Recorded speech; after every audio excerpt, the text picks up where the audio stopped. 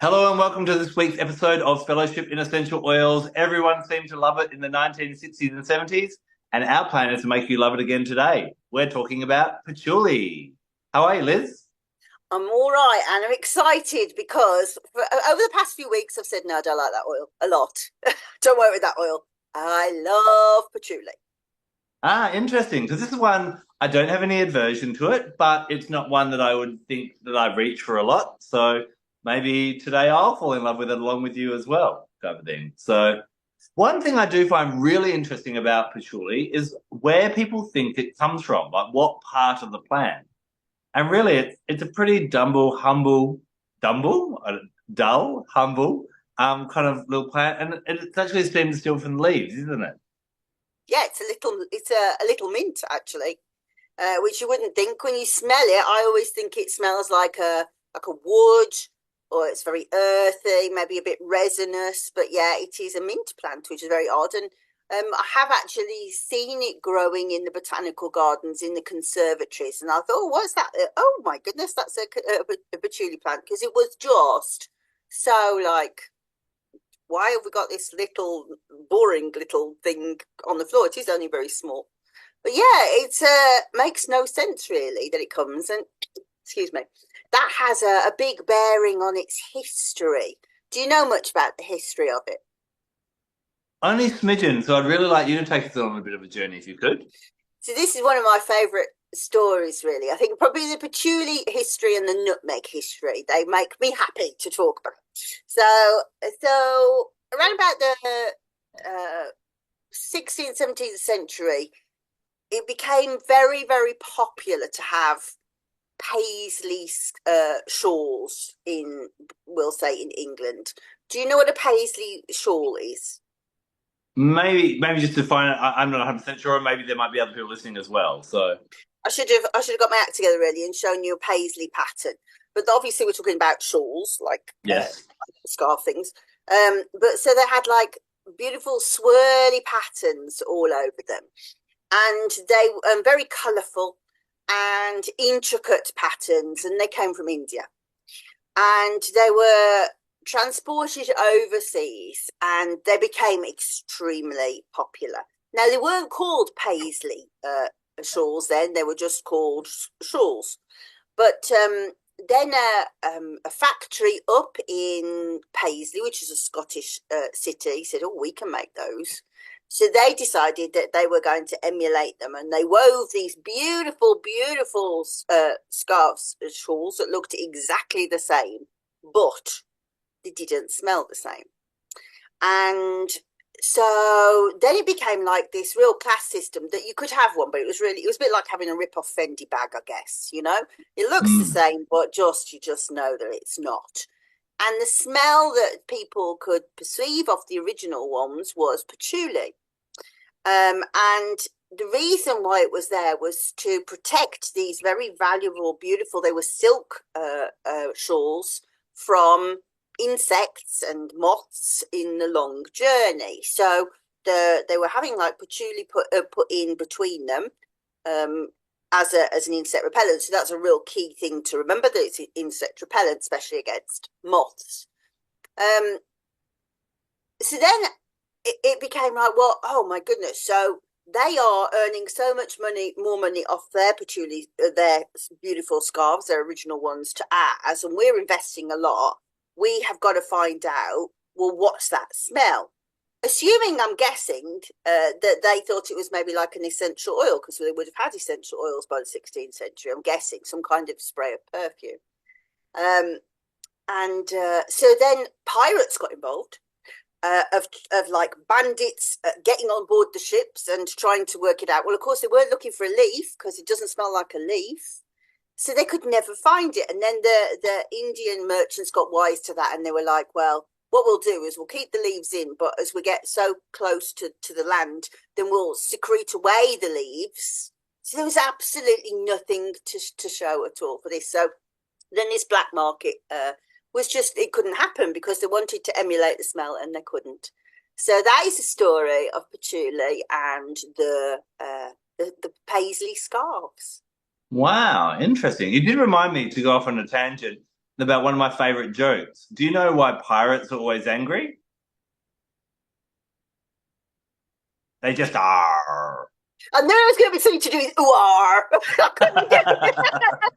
You didn't give me enough chance Sorry, then. sorry. You know, my dad used to have like this party trick that anybody could throw a joke at, like a subject, and you could tell a joke on it. And it was Wow. like this it could do it about anything. And so I have got like a massive database of jokes, but I cannot tell them. the, the punchline just goes every Goes. time. Oh, well, lucky you can talk about essential oils. You got something going for you. This is my equivalent, I guess. Yeah, Yeah, so sure. exactly. Far from a joke. Very serious matter here. So, Patchouli, you mentioned it's really great that you use it for, or it can be used as an insect repellent. Where are Yeah. you're saying you're loving it. Where are you using it for? Well, so I'll let people in on a background joke that I had thought we were talking about rosemary today, and one of the reasons I hate rosemary, and we'll talk about this more in the rosemary video, is that I have got like a brain that never switches off. It's just like, and what about that? And what about that? And oh, we should do that. And, oh, we could think about that. Oh, I should go down that. Oh, yes. Patchouli goes, no. Energy down from the head into the body. And so for somebody who has got that kind of monkey mind that can never shut off, it's just the most amazing oil. And the same reason really that like vetiver's like that as well, you know, it's just like, whoa, bring it all down. I use it as a warming component. So like it blends beautiful with things like ginger. So lovely for arthritis and rheumatism, not necessarily because it's good for pain, but because it brings that lovely warming nature. So emotionally then, if somebody is quite a cold person, things have made them bitter and cold, then patchouli helps to bring that up. Fantastic for muscle spasm, so things like period pains where there is a griping and feeling. And of course, aphrodisiac as well, which is kind of why, partly why it was so big in the 60s and 70s, very much a hippie movement thing, isn't it? What I should say to people who say, oh, I don't like it, I've got associations with the past. I don't actually think, my recollection of what it smelled like in the 1970s is not what it smells like now. And that's because the stuff you had in the past was synthetic, whereas these are essential oils, and so you don't have the sharpness. What's interesting about it as well is that it is like a fine wine. You have what's called a bourbon. So whereas most essential oils have got a shelf life. So like citrus oils, very short shelf life because the monoterpenes degrade, so between 6 and 12 months. Most will be like between 5 years, maybe 7 years. But patchouli gets better with age, like a fine wine. And so actually the one that I have is over 40 years old, and it's only for me to smell. I don't care how ill you are. You're not having it because it's going to be very little left soon, but it's magnificent as it gets older. One thing that I've heard before, and I'd love you to verify or say whether it's just a myth, is that yes, as you said, it can be an aphrodisiac for a small amount, but too much of it can actually have the opposite effect. Well, do you know what? I think that all essential oils have that to a certain extent. So that's funny. I was listening to myself talk about this yesterday. I was watching a video back about essential oils for pets, and I'd talked about this. So it's what's called a biphasic effect. And the best way to explain it is to talk about how booze, if you have some alcohol has a biphasic effect. Whereas if somebody who knows me will just laugh because like my biphasic effect is about 3.5 seconds. So because I just can't drink at all. But most people will have a lovely time of like, oh, it's very relaxing, and then we're having a lovely time, and oh my goodness, I love you. I told you how much I love you. And you're singing and you're dancing. And then suddenly you're like, I feel a bit sick. Maybe I'll punch someone. And now I'm going to start crying. And so we can say that like the alcohol is uplifting, but actually it's not. It's biphasic. It has two phases. It is uplifting and then it drops down. Mm. And a lot of essential oils have that. And in particular, lavender has that for a lot of people. That it will be, ylang ylang has it for most people, that it will be very soothing, very calming. My God, I've got a headache and I want to hit you. No, it changes on an axis. So yes, I would agree that it does have that effect. So I guess just a little kind of usage note there as we're talking about it. People often think, oh, well, more is better. But with essential oils, that's very often not the case. It's very much about dilution, using a little bit, seeing how that goes, and then a little bit more. So, yeah, no need to Yeah, I overdo think essential if, oils. if people are interested in this idea of like unorthodox dilution rates, so because we all learn like usually you'll use like 3%, that's the way that you're taught.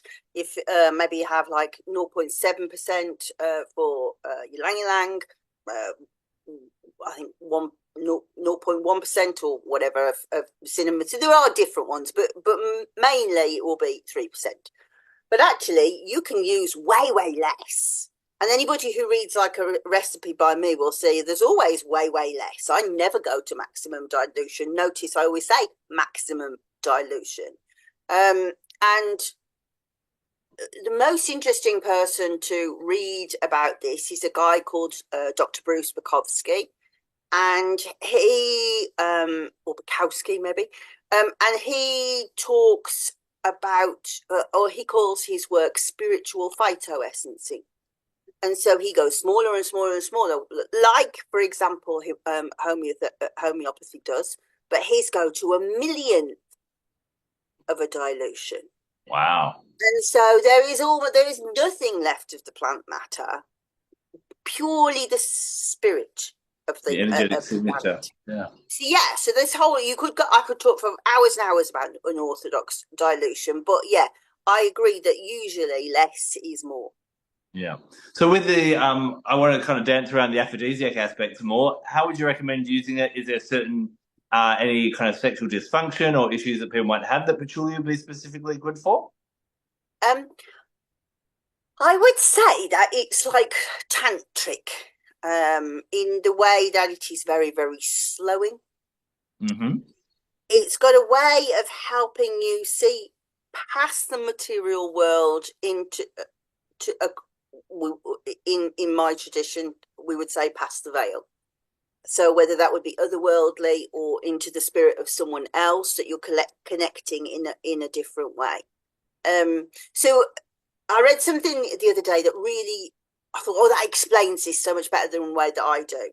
So it was about Egyptian temples and the way that the priests placed fruit and food for the statue of the god. Mm-hmm. And I've always thought that's really weird. And why did they not like day after day think, well, it hasn't eaten it again? That's always bothered me a tad. And what it was explained was that we now understand that it was thought that the spirit of the god was housed within the statue, but that he ate the spirit, the car, we call it the car of the fruit. So he's not bothered about the fact that the cause and the actual and how that tastes. It's the spirit. And I think patchouli interacts in that way, that it's like, well, so I think, is that what Namaste says? The light in me sees the light in you. Is that what that means? Precisely, yeah. So I think that is a patchouli interaction. Would you recommend it would probably be a good oil for anyone who is feeling a bit anxious around sexual? Oh yeah, anything to do with speed. Yeah, okay. And then and actually I'm interested to observe this. My husband has gone on to a new medication for his diabetes, which will change the way that his diabetes works. So he will sometimes on bad days experience hypos, and hypos feel like being anxious, being jittery. Now, Mm. being anxious, being jittery is definitely a good way to use, a good time to use patchouli. So I think I'll be interesting to observe. I'm going to go have the oil, have the oil. Well, although I don't like the smell, so I don't know how lucky I'm going to be with that. But that feeling that you get with a hypo, that feeling that you get with a panic attack, that feeling you get with hot flushes, where I feel like I'm out of control, everything's going a bit blurred. And for me, because I am an anxious person, if I get really anxious, pins and needles in my fingers, pins and needles in my legs, again, it helps you feel like you're embodied in your body. So, Mm. from us, going back to this sexual thing we were talking about, the aphrodisiac thing, how many times have you had sex? Don't answer. How many times have you had sex where you've been thinking about something else? And actually, for like new parents, it's like the baby waking up, the kids outside. But it could be, oh god, deadline, or all of those things. Whereas patchouli goes, yeah, no, down into your body, Yeah. and it really deepens that experience and switches that off. Yeah. And this is where, when we look at it holistically, one of my favorite ways of using patchouli, I find it to be really, really great at helping us get into the present. So especially if you're doing, getting back into the body, Yeah, great for accompanying anything like Tai Chi or yoga or anything where we're really focusing on the body as well. But you can even bring it in for a bit of kind of grounding into the moment to help with emotional stability. A really great exercise that I did when I was at the New York School of Philosophy was, how are you feeling right now? And, I invite you to do this as you're listening along now. And you might kind of go, oh, well, I'm feeling a little bit kind of, restless and stressed because, I was running late and I've just kind of got home and it's been a big hectic day. No. That's because of the past. That's the suffering of the past. How are you feeling right now? Oh, well, I've still got a lot to do tonight. No, that's in the future. That's the anxiety about how the future is going to. And it's kind of like trying to dig a hole at the beach and push the sand from side to side. But what you actually notice a lot of the time when you start removing anything that's being influenced from the past or the future, that in that moment, all the sadness, which is from the past, all the anger, which is from the past, all the anxiety, which is from the future, there's nothing in the present. And you actually normally burrow down and you find contentment, happiness, even bliss. And so working with patchouli to kind of alleviate that stress, that anxiety, those unwanted low vibrational energies, patchouli is a really beautiful one to do that. Now, whether you're doing that with meditation or Tai Chi or yoga, or any of those kind of in-body practices, or just, popping a little bit on your chest or under your nose, while you're washing the dishes or while you're sitting outside having a cup of tea or a glass of wine or something like that, is really, really great helping you just kind of let go of that. I guess, yeah, those cumbersome effects of the past or the future. yeah, I agree with that. I agree with that, and I don't agree with it. So I'll tell you what I don't agree with. Yeah. And I'm not saying I wouldn't do it, because actually I do it, but it challenged my thinking. My thinking has been challenged a lot this week, I have to say. So if we're going to use it as tantric, then it's a sacred oil. Mm-hmm. And so like we're using it as a way to say to the brain and to whatever we're connecting with, this is sacred. So why would we undo that by putting it under our nose and washing up? Does that make True. sense? Yeah, it does. Yeah, okay. Yeah. I absolutely agree with the therapeutic way that you suggested using it.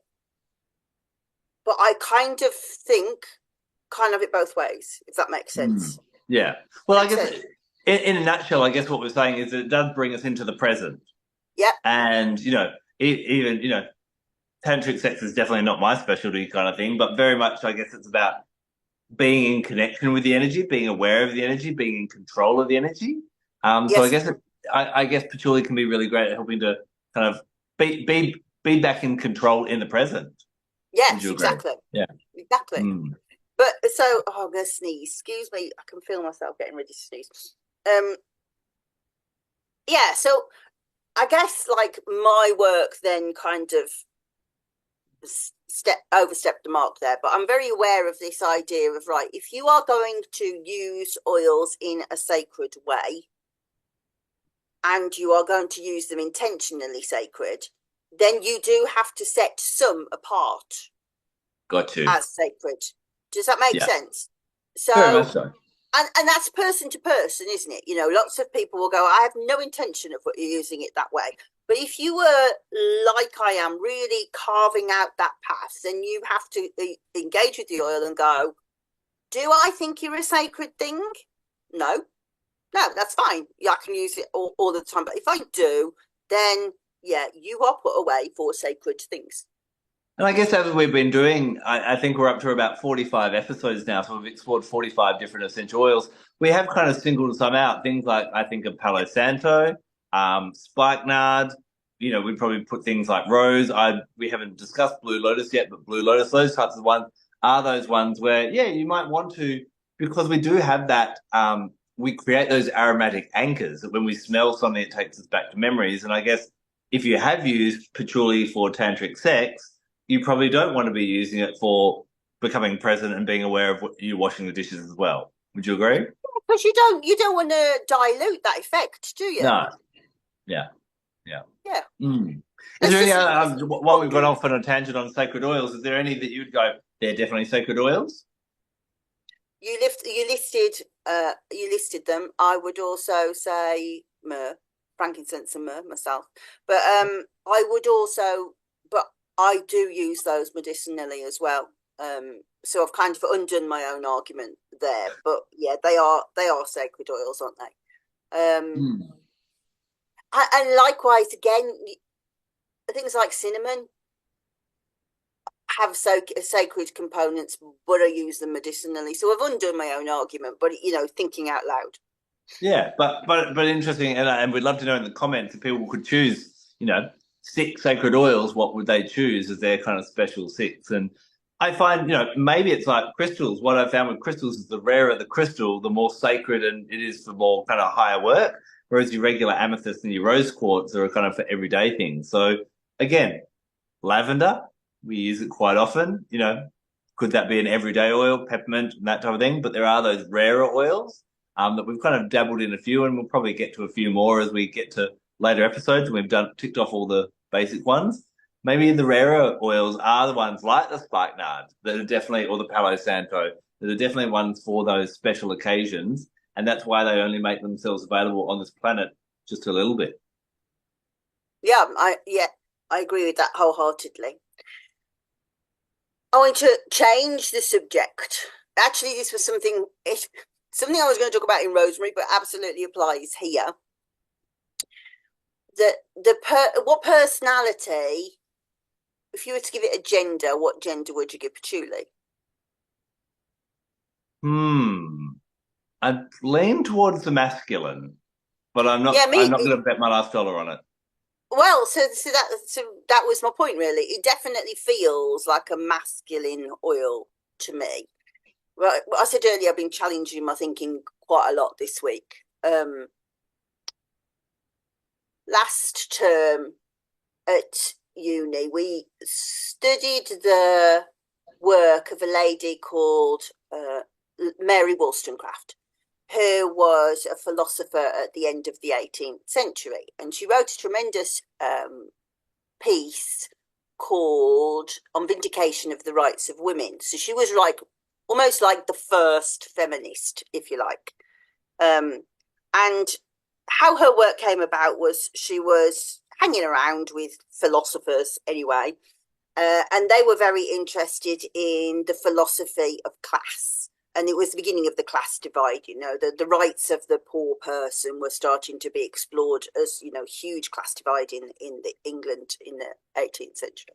And she only lived a short life, actually. She was born, I think, 1759, died 1797, and she did a huge amount in those few years. But her most important work was this paper, where she challenged the work of another philosopher, a French philosopher called Jacques Rousseau, who talked about how, he was talking about something else, but he commented on how men had a certain nature and women had a certain nature, and that it was inherent. And her work says, and I am obviously summarizing and paraphrasing, that absolutely that there is like a male and female nature. There's no doubt about that. It's pervasive and it goes through everything. But those qualities are not inherent.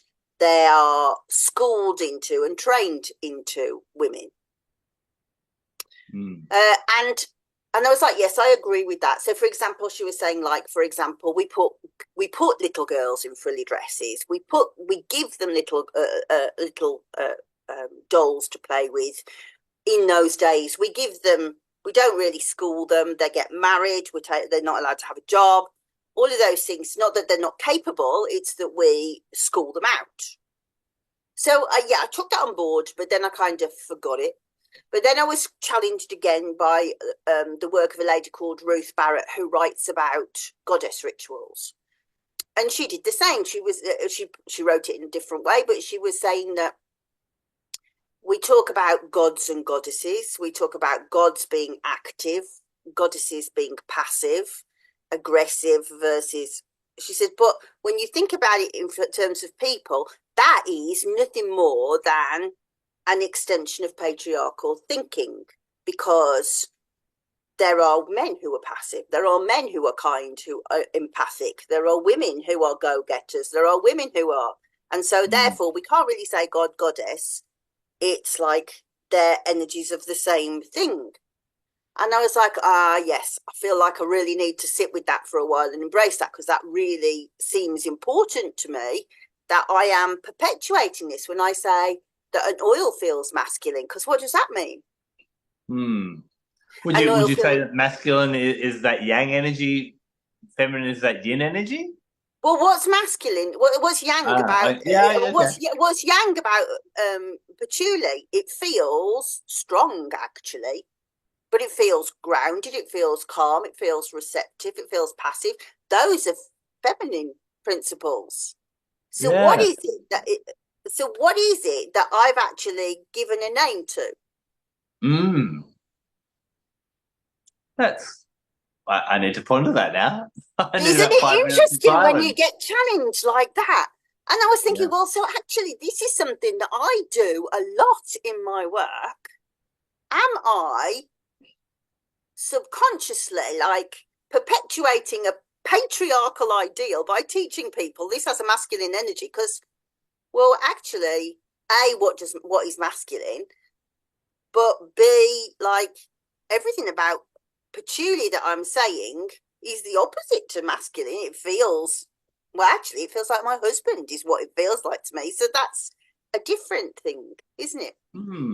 Yeah. I'd love to know, everyone in the comments, please let us know. What do you think? Is it masculine, feminine? Do we need to pick a gender to it? Yeah, is the plant just a plant? And I guess as humans, we like to interpret the oils and, but at the same time, I guess giving it that yin, yang, masculine, feminine energy allows us to connect with its energy and its personification as well. So it's something to ponder. I do, but I also think this is the danger of you take somebody else's information. That information is only valid to me. That I have got like that categorization in my brain, like that I want to embody the energy that my husband gives to me, and I know where it is in a bottle of oil, is extremely useful to my practice. But as I've sought to give it words, I've made it more difficult for somebody else. Yeah. And I guess that comes back to a point we've made in past episodes of, we are not here to tell you what the answers are. We're here to prompt your own relationship and maybe give you different ways to explore your relationship with each of the oils we explore, aren't we? Yep, exactly right. Yeah. A couple of other holistic things. What I always find fascinating with the oils is when you look at how you use them physically, that you can use them on an emotional or a spiritual manner as well. We talked a little bit before about, using patchouli as an aphrodisiac and as an aphrodisiac, which is the anti-aphrodisiac, I guess. patchouli is really good and can be used for setting up those boundaries. It can be used to attract things that you want into your life. It also can be used in creative visualization to actually ward off, or even if you, it's a really great one if you just need some alone time.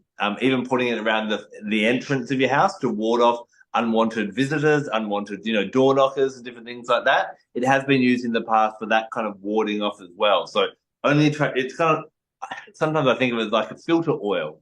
You got kind of put it there and only lets the good stuff through, but all the bad stuff doesn't come through. It also helps you be really clear, I guess, as you become present with yourself on what you will allow into your life and what you won't, rather than just kind of being in a chaotic soup of whatever comes at me, and I'll deal with it in that way.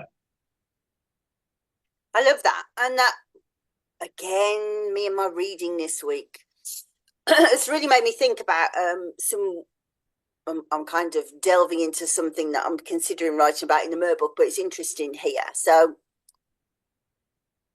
when we're thinking about boundaries, I'm not sure that the modern brain recognizes boundaries through scent. Mm-hmm. I think maybe we need to use it topically. And the reason why I say that is because I've been thinking about the Reformation of the churches and how religion changed through the Reformation. And one of the things that, well, two of the things important to us that were taken away from religious and spiritual practice during the Reformation were oils, like the oils of catechumen and the oils of chrism, and incense. And incense had always been representative of this idea of, this is like a foggy boundary between divinity and human, and that when we have incense, we have a purified space where we can engage with the divine. Well, when the Reformation took that away, that went out of our consciousness. Mm. Likewise, the same with the oils, that the idea of divinity being in scent was taken away. So while it is there, I'm not sure our brains recognize that as like a put up a boundary. Do you know what I mean? Yeah. There is, so I would say topical use might be more useful there, because we've always used things topically for barriers. So for example, sun barriers, there is a physical reaction, but our brain also knows it to be that. Yeah. That makes sense. Yeah, definitely. So can you elaborate a little bit on, okay, so if we did want to use patchouli for maybe that, I need my solitude, I only need good opportunities to come through and that type of thing, would it just be an aromatic dressing, diluting it with a carrier and wearing it as your fragrance, but doing it as a spiritual anointing? Yeah, I think so. That like intentional thing each day of going, well, this is why I'm using this oil. Yeah. Because not only are you like asking the universe to do it, but also you're asking yourself to make decisions that allow that to happen. Yes, very much so. So for example, in my world, the phone rings and the kids want something. So on some days, it's got to be, I'm sorry, can't do that. Gonna have to wait for tomorrow. But you're telling your brain that you're going to have to make those decisions. Yeah, got you. No, I love that for sure. Now, I also use a little bit, occasionally a drop with my nighttime moisturizer for my skincare as well. There's a bit of yes. So actually, I had forgotten that. So I think maybe I said this when I was talking about cardamom. So when I went to Egypt in my 20s, my mother made me some absolutely beautiful creams to protect my very, very pitta skin. Obviously, I've got, people used to write Lizzie is an albino about me because I've got the whitest skin of anybody. So as you can imagine, like me and Sun is not a good mix. And she made the most beautiful face protection cream that I'm going to actually make again this weekend for my husband to use in radiation therapy. And I shall put the patchouli into that with cardamom and calendula. So very, very protective. So if you've got very reactive skin, sore skin, so fantastic for like eczema, psoriasis, anything that is sore. amazing. Very, very, very, very soothing. Yeah. So yeah, that and I find is a really nice one. I think one of the things that I encourage people to do. I often speak to people. I'm at a big Mind Body Spirit Expo here in Brisbane, Australia this weekend. At a stand where I've got my books and my cards, and we're talking about essential oils. And one of the most common things I find with people is I go, I've got a whole range of essential oils, but I'm not using them. And that's, what I do on my social media is giving people different ideas on how to use their oils. But I think it can be really valuable for people to look at as you listen to our different episodes as well as go, okay, well, how is it going to benefit me to use this oil? They always have those medicinal or healing purposes that Liz talks about as well. But some of these can be great for the skin. Some of them can be great for sleep. Some of them can uplift the mood in the morning. So do we pop it near the diffuser in the main area and you pop it in the morning and elevate your mood? Or do you pop it, do we need to diffuse lavender every night to get a good night's sleep? Why not patchouli? Why not petitgrain? Why not something else kind of thing? So start to think about how you can get a bit more use out of your oils. And patchouli is a really nice one. For the skin, put it in the bathroom. For the bedtime, put it in the bedroom. That's where I really like to use it. Going completely off, Pat, I remembered something else that is written in my book, which I'll show you my book in a minute. But snakes, it repels snakes. In India, it's used a lot to repel snakes. So snakes and moths, obviously. So Yeah. good as a bit of repellent. Yeah. So on the note of what you just said, in case people don't know, this book is available for free download on Amazon. And it has 100 different oils in with safety, and also 60 different conditions, just in case anybody doesn't know my name, it's at the bottom. But if you go over and look for The Secret Healer or write Elizabeth Ashley into Amazon, you'll see that I have 23 books, but this one is for free for download, or you can obviously buy the paperback. Amazing. Thank you. Now let's talk about chakras. This one, I have a bit of a special exception with my chakra rule, but where would you put patchouli in the chakras? Right down the bottom. Yep. So I think you're probably going to say Earth Star. I'm going to say root and sacral, and I would agree if you are going to say Earth Star, yes. Well, I'm not going to go that low, actually. I'm putting it more so with the base. I can see how it could go down to the Earth Star, but I find that it has a unique purpose. I find it can be really good for those people who have an overactive crown chakra. So when there's too much energy there, this is characterized by people that, they're the ones that come up to you and go, I just need to let you know that Archangel Raphael said you need to drink more water. Oh, I need to sit down. I'm having a download. And they're basically off with the fairies. Can I just lay my hands on you? No. Yeah. Step away from me right now. They're off with the fairies. They forget to eat and pay the bills and pick up the kids from school. And those are the types of people where that crown chakra, we want to be spiritually connected, but we are here having a physical existence. So we want to get that spiritual message and be in the physical. If we've let go of the physical, if we're not present in the physical, patchouli will help to settle that down, bring it back into balance. And so a really nice one then to help us sink into that base chakra and that physicality. And if you want to use it for the Earth Star chakra, I wouldn't be angry about that either, type of thing. So it's a base chakra by settling down the crown chakra. Yep, I think that's an excellent explanation. But also, I'm also going to say, settling brow chakra. Yep, anything overactive of that. Everyone's always like, oh, I want to stimulate, I want to work on the crown chakra, work on my intuition. But it's all, these are energy centers. We want to have energy centers balanced, not just more. Again, more is not necessarily better. Seems to be a message we're repeating in several different forms today. Astrologically, where would you put patchouli? I'm going to say Venus and Pluto, but I haven't given it enough thought. Okay. I'm going to say Saturn. I find because it is so into the present, that kind of disciplined energy. Discipline is a key word that really resonates with me. And Saturn, a lot of people say, oh, it's restriction. But, Saturn's a ruler of time. It's a ruler of, limiting oneself, having that kind of imposed, what's the phrase I heard the other day? Imposed No, it'll come to me as soon as we finish this thing. Imposed scarcity, kind of that kind of, or delayed gratification is very Saturn, and I find Patchouli works really well with the Capricorn energy of that kind of, let's focus on what we're here to achieve. Let's not get excessive. Let's not scatter. Stay grounded. So I really like it with Saturn energy. And I don't have a lot of oils that I attribute to Saturn, but this is one that I'm pretty comfortable with. I like that. And Saturn is cold and it's warming. And this idea of delayed gratification, actually, I should have talked more about that when we were talking about the aphrodisiac side of things. Very good for people who've got premature ejaculation. So delayed gratification, yeah. That's good. I like that. That's good. Oh, good.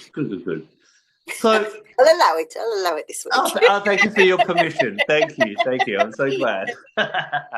So I guess you've let the cat out of the bag of what we're going to be talking about next week. I guess we should talk about if we decide to agree next week. Yeah. You'll have to go get another sprig out of the garden because I saw you waving that around, and that's why I was. No, well, to be fair, it was always to go in the casserole anyway. But I've got to think of some more things to say because you used quite a lot of them today. Yeah. So thank you very much for joining us with Fellowship in Essential Oils. Remember, we can talk about all these oils in other contexts, or you may have particular questions. You can leave a comment down below, but better still, if you're surfing down below, you'll see that we actually have the link for our next masterclass that's coming up very soon, where you get to spend 2 hours with Liz and I and ask whatever you want about patchouli, about other oils that we've discussed, or we'll go off on tangents. You notice that we've got a good tendency to do that, and we're happy to run off on a tangent with you. So make sure you look down below because there is a discount code. We like to look after our listeners and our viewers as well. So thank you very much for joining us. We will see you next week. Until then, take care. Bye-bye.